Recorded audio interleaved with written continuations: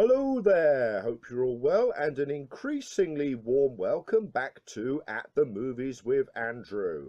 I'm Andrew, and I'm at the movies every week at the cinema, and I tell you what I saw there.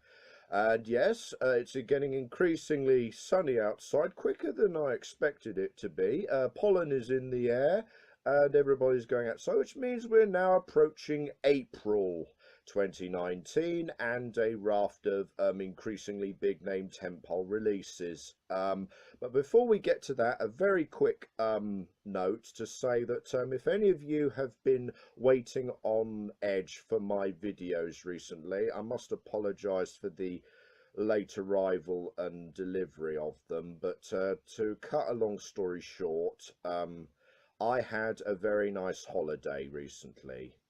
And not long after that, I had a very unpleasant cold, so I've been struggling to get back up to speed since then. So let's take one step closer to that as I quickly rattle off my thoughts about what I saw this month.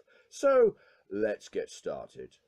And my first movie this month was Dumbo, the latest live-action Disney remake of a beloved Disney classic. Yes, the latest attempt from the House of Mouse to vigorously milk our nostalgia udders. Presumably most of you are familiar with the story from the 1941 classic already. Travelling circus, baby elephant is born. He's got freakishly big ears, which causes the owners of the circus, including the ringmaster, here played by Danny DeVito, to go, "Ugh, elephant with freakishly big ears, how can we use this? Oh, I suppose if we put clown makeup on him and laugh at him, maybe that'll work in our show." Mother understandably gets upset about and angry and violent about this and is manacled and carted off for her troubles.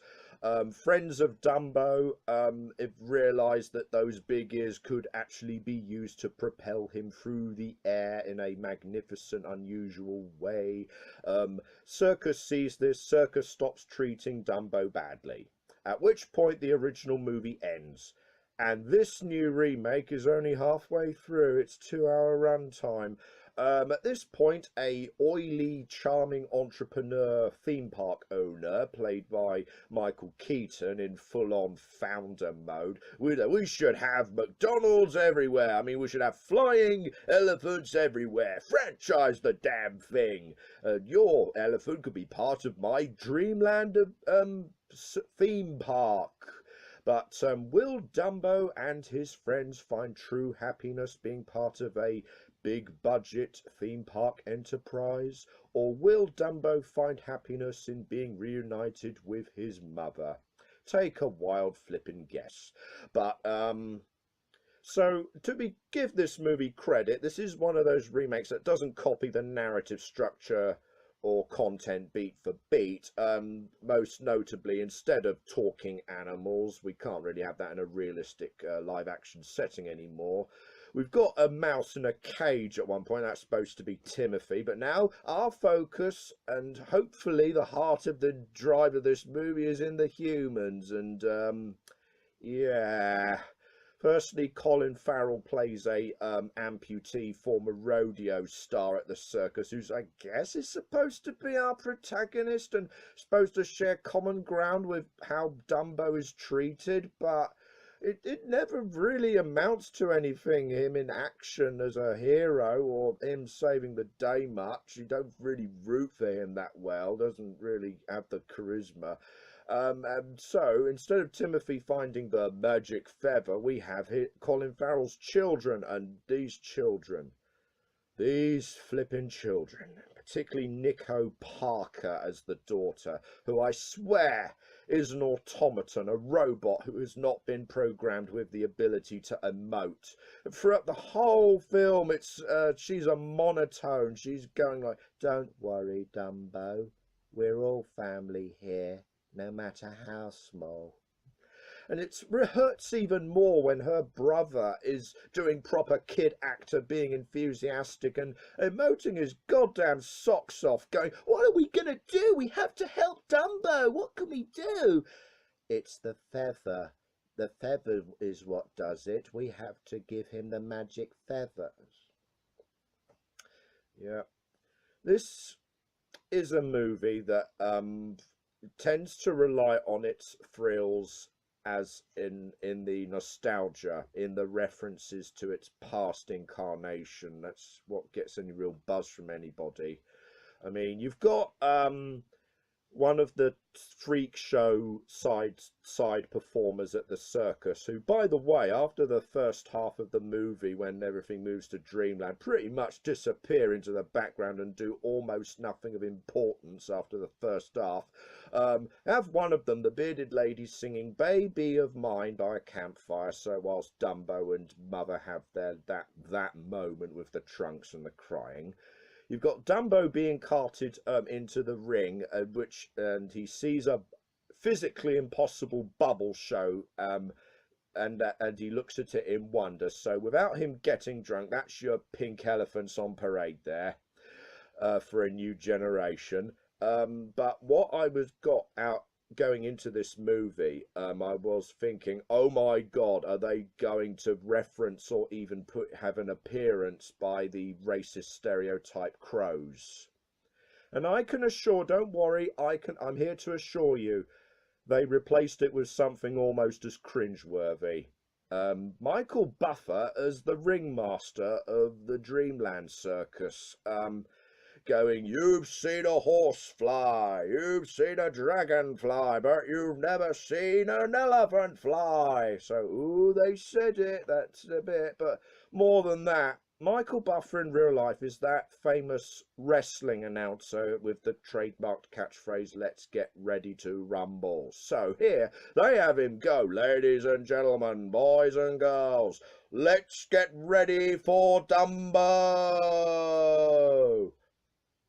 I almost threw popcorn at the screen in disgust.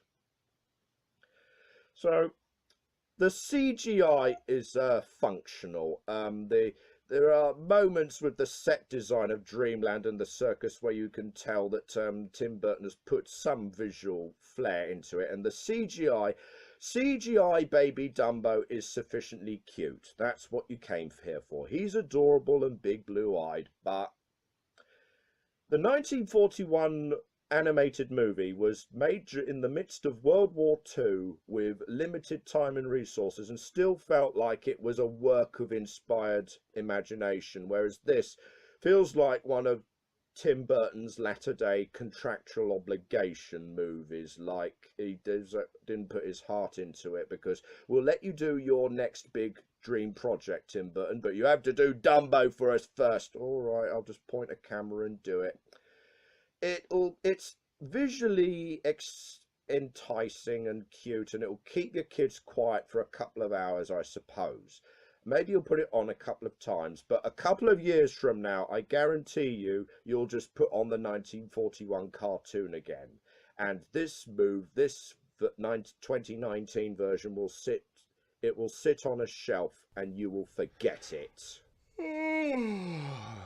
And guess what, kids? We've got remakes of Aladdin and The Lion King coming up to look forward to this year.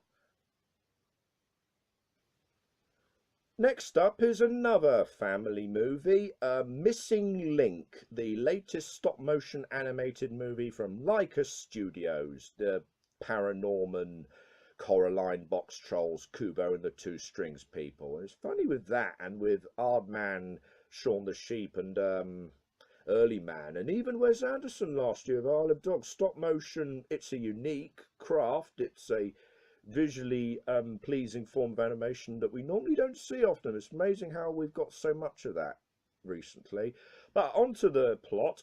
Hugh Jackman is Sir Lionel Frost, a dashing, avuncular, if somewhat self-motivated Victorian gentleman explorer who specialises in looking for impossible creatures of myth like Loch Ness Monster and what have you. And he's trying desperately to gain membership and approval of a gentleman's adventurers club, who are all full-blown, walrus-tropped, jowly, mustachio-bearded, upper class entitled, "This is preposterous, sir. You haven't found the Loch Ness Monster. You're ridiculous. You'll never be one of us, sir."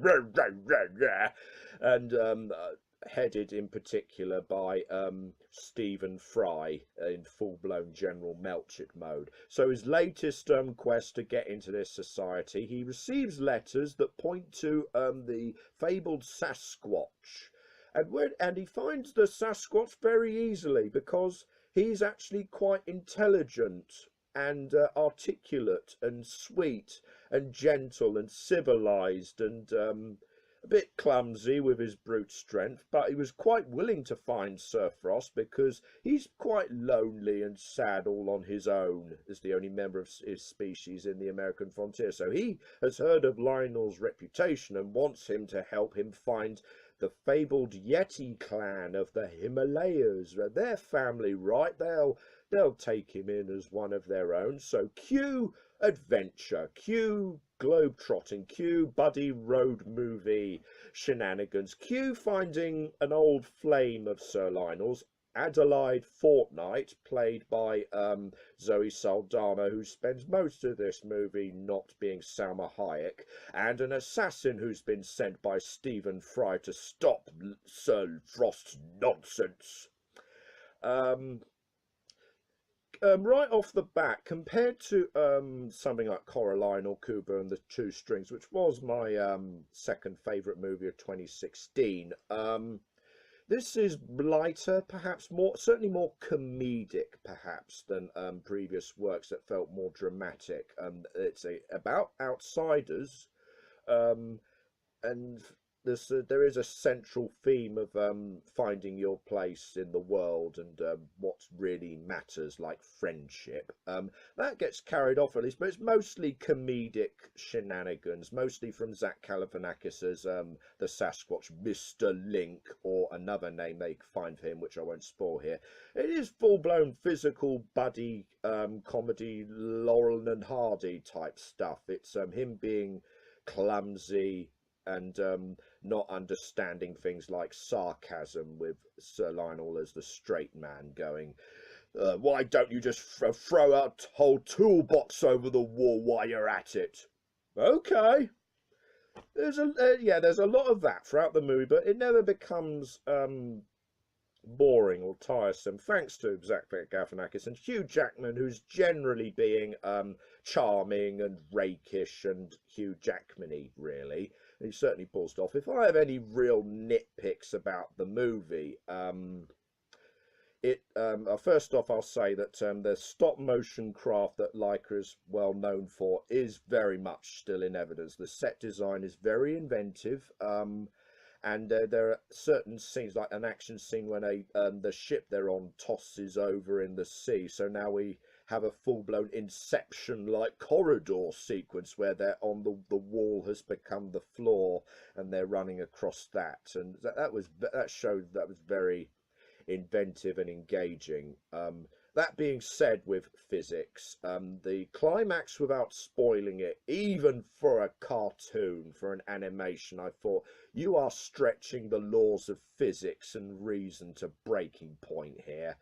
But aside from that, I had a lot of fun with this movie. As far as Leica movies go, this is easily the slightest and the most comedic, perhaps, but the visual invention that they're well known for and the heart and the charm is still evident. And as a kids movie that doesn't rely on pop culture references or pop music or farts, this is something I easily cherished and treasured very easily. I won't go that far, perhaps, given the lightness of tone and content here, but I would strongly urge you all to watch it.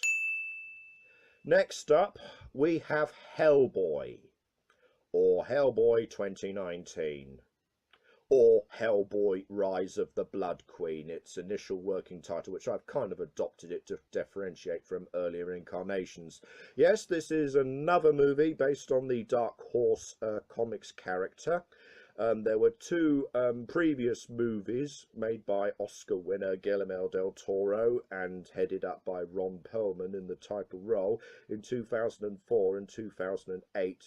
But never mind all that now. It's been too long. Del Toro asked for too much money on the third movie, so we're never going to make that. Let's just start all over again. Let's do a reboot and let's just call it Hellboy, because we could do that, because this is a bold, new, fresh start. So we can very clumsily insert the origin story in flashback sequences in this movie. Blah, blah, blah. Nazi cult in the Second World War resurrected and brought up a demon baby from the pits of hell. Blah, blah, blah. Allied forces stopped him, and the professor, who was initially played by John Hurt but is now here played by Ian McShane, adopted him as his son. Blah, blah, blah. Raised him to be a killer and hunter of demons, even though he will always be shunned and reviled, because you look at this big red guy with horns and go, "Ah, devil, you must be evil," even though he's trying to prove himself as a hero in this tortured world. And now let's insert that, and let's bring in, this time as the main threat, Mila Jovovich as Nimue.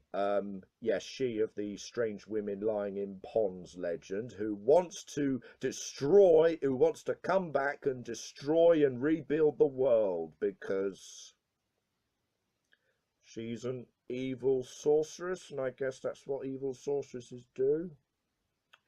Anyway, this is a reboot, and we've got an adult certificate this time. We are going full on mature blood and guts and foul language, and you get that in the very first 10 seconds of this entire movie. We open on a close-up of a skull with a crow pecking out its eyeball, and Ian McShane intoning, "In the 5th century, it was the Dark Ages, and they called it that for a good fucking reason."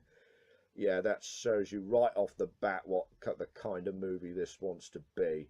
It is clearly a movie that looked at the success of the Deadpool movies with its sharp humour contrasted with extreme blood and gore and violence, and said, let's copy that. Except they didn't have the script writers or the wit to match the quality of Deadpool, so this comes across with its violence and its crude humour as a very adolescent teenage idea of what an adult action movie is supposed to be like. But to try and go on to some positives, because there are a couple of things going for this movie. Firstly, David Harbour, who had the unenviable task of stepping into Ron Perlman's very big shoes as Hellboy himself, and I will say, he does put in a decent performance. He's suitably gruff and grizzled and sharp-tongued and caustic. Although even though he is fighting, he may not be Ron Perlman, but I think he's a very good substitute. He is fighting against several things in this movie. He's fighting against not being Ron Perlman. He's fighting with his, more so than Ron Perlman in previous movies, his mask is very pronounced and latex heavy.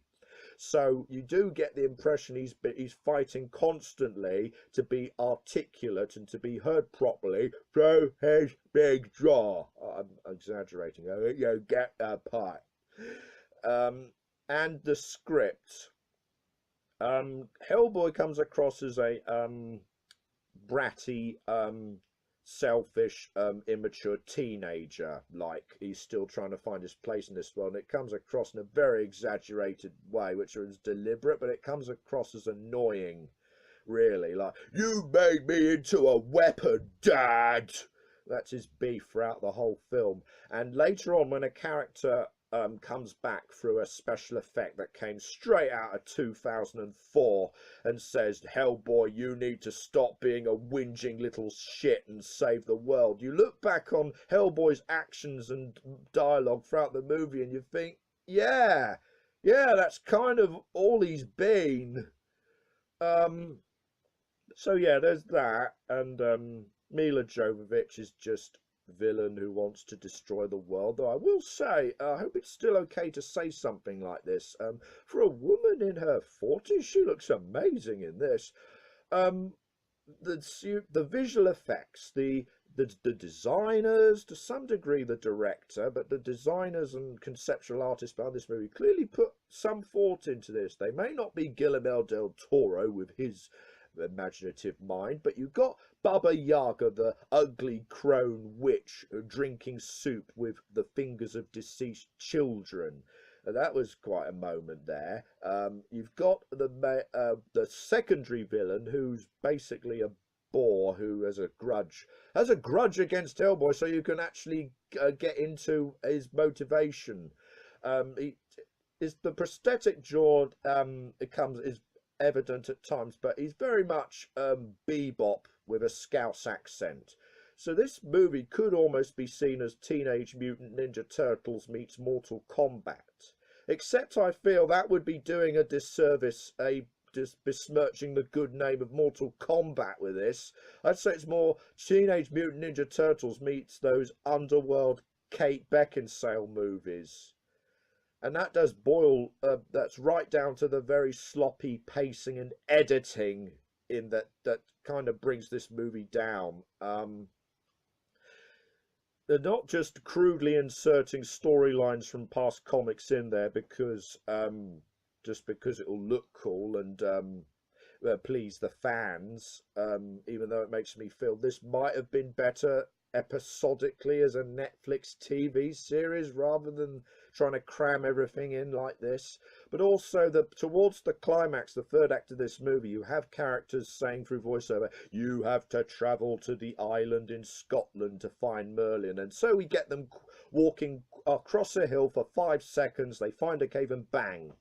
How long did it take them to find this cave? How far did Nimue get along with her plan in the meantime? Doesn't matter, we have to hurry this along. Bang, she's there through the power of editing. And the scene right after that, with after Merlin, where it's like, "I've just got through the radio, I've just heard they've infiltrated and blown up our secret headquarters." Bang, the very next scene, they're in the lift and they're there at the secret headquarters. How many miles did that take? Yeah, this is sloppy. This is unfocused. But despite what you may think of me I should give Hellboy the rating he deserves.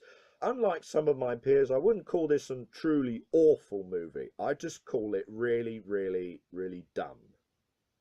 It's a good Friday or Saturday night with your mates. Have pizza, have lots and lots of alcohol, and have a drunken time watching a dumb, gory action movie without much sense or thought put into it. And like a good drunken experience, you may be embarrassed when you wake up the next morning in a puddle of your own sick. But in the long term, you will like this movie. Forget it. Otherwise, I'm just really bummed.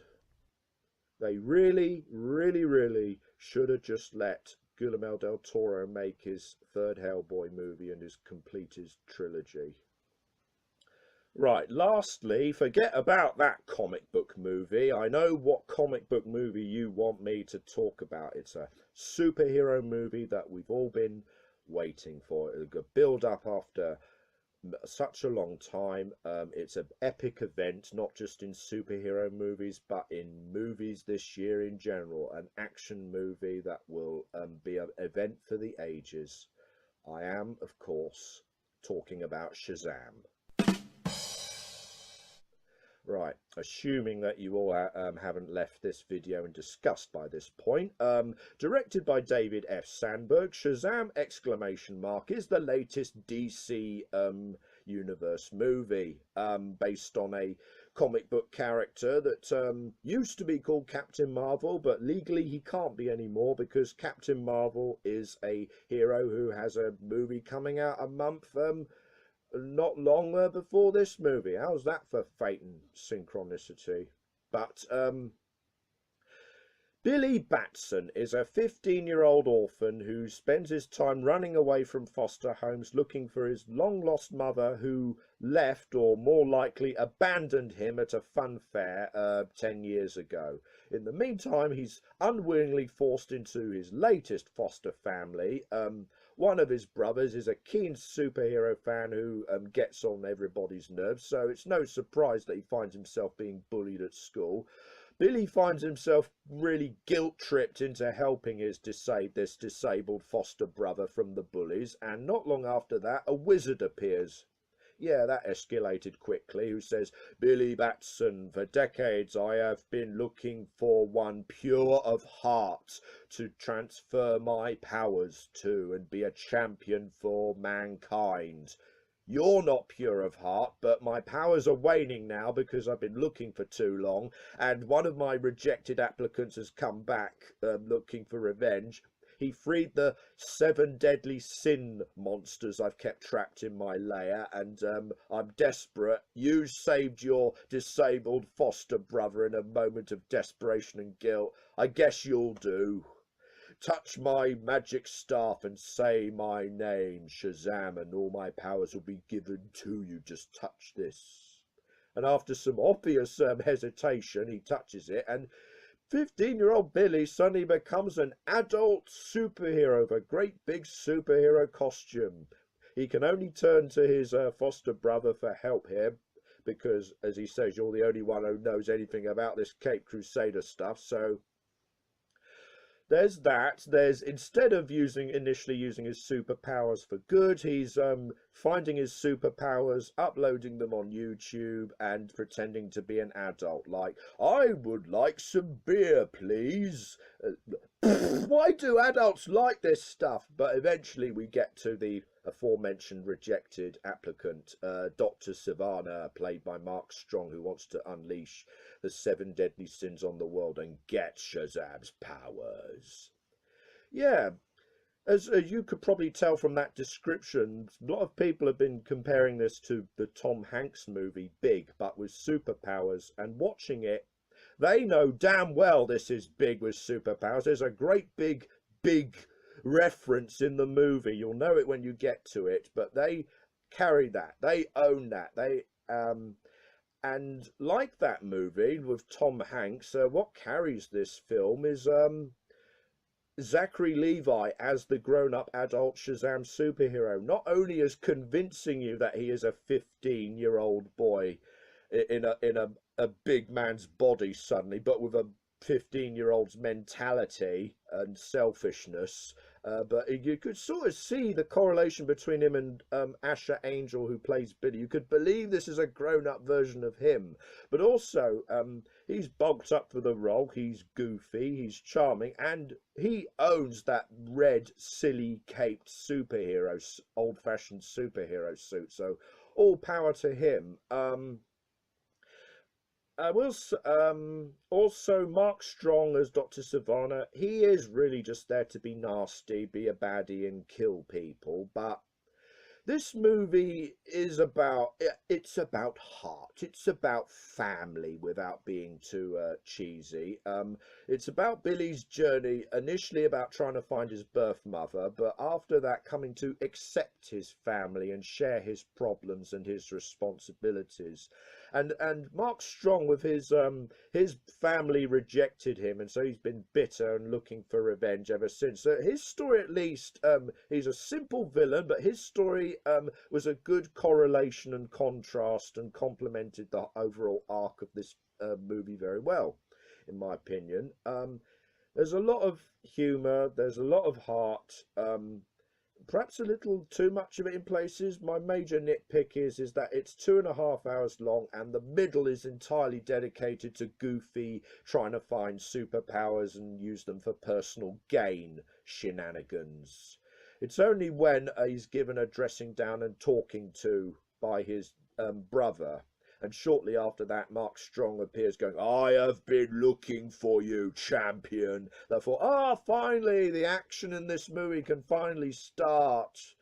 But I enjoyed the humour, I enjoyed the jokes. There is a good shouting and melodramatic speech from a distance joke that the other person can't hear. That yes, it was in Kung Fu Panda 2, but I got a good laugh out of that here. And there are certainly one or two superheroic moments that felt really satisfying and punch in the air.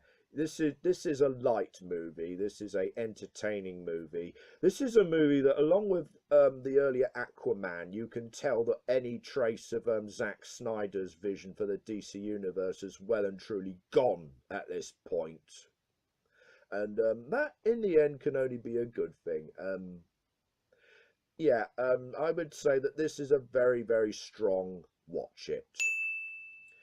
And that was April 2019. If I can give a particular shout out to anything in particular, actually, yeah, let's make this the recommendation of the month.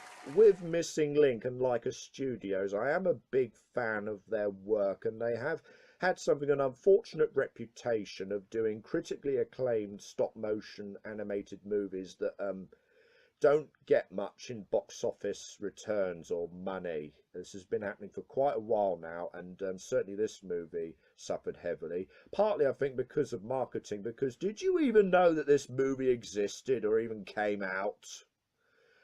And with the founder of Leica Studios, Travis Knight, he's been moving more and more into live action recently with the Bumblebee Transformer spin-off, and he's been penciled in to direct Mark Wahlberg in the $6 billion man remake. So with that, and with losing so much money with each movie, he's the son of the founder of Nike shoes. So you could always go to Daddy for extra money to bail him out. But how much longer can you depend on Daddy to bail you out of difficult financial situations? So I'm a little worried about that as a fan of Leica, so I strongly urge people to check this movie out wherever possible and support this company. But aside from that, there was a good, decent, a lot of, some misses, but some hits as well. Hope you'll join me for next month, which that I promise the very first thing I will tackle will be certain avenging individuals with their ending games. But until then, have you seen these movies? Have you seen other movies? What did you think about them? Please comment and share your thoughts. And in the meantime, also, please like and please subscribe and please keep a lookout on Matt's Movies, Music and More with my videos. Matt's videos are collaborative What Did You Think videos. There's a very good outdoor project on a little movie called Psychomania on the channel now, which was a great source of creativity and pride, which I hope you'll check out. But until then, I hope to see you next month for May 2019. In the meantime, do take care of yourselves. Do go outside now that the sun has got his hat on. Peace out.